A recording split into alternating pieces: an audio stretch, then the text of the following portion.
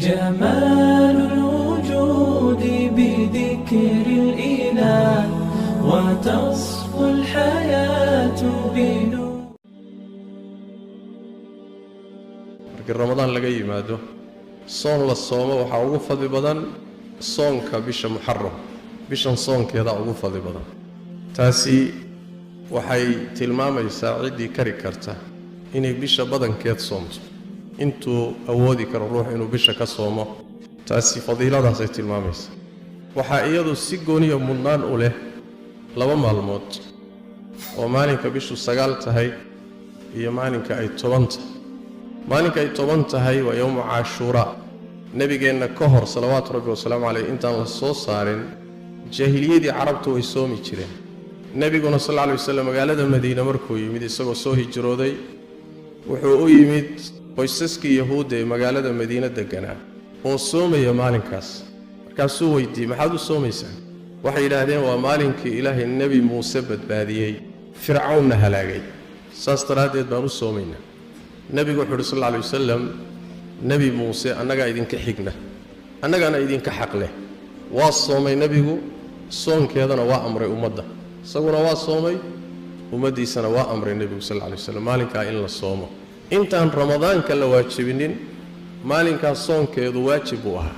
yawm Ashura soonkeedu waajib u ahaa waxa dhacday maalin maalmaha kamida markuu waagu bariyay kadib inuu nabigu sallallahu alayhi wasallam ogeysiis bixiyay oo uu yiri ninkii aan wax cuninow maanta soon waa Ashura ninkii wax cunayowna maalinka inta ku laaban soomano oo afhayso yani cunto dhanba ha cuni waxaadiista ay ka qaadanayaan inay waajib ahayd ramadaan ka hor ramadaan markii la waajibiyay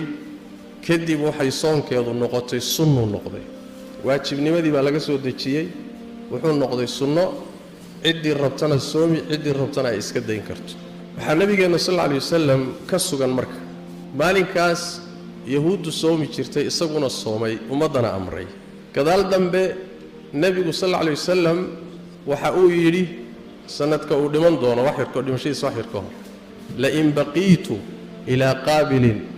la asuumanna taasi'a abu nabi sallallahu alayhi wasallam hadaan gaadho sanadka soo socda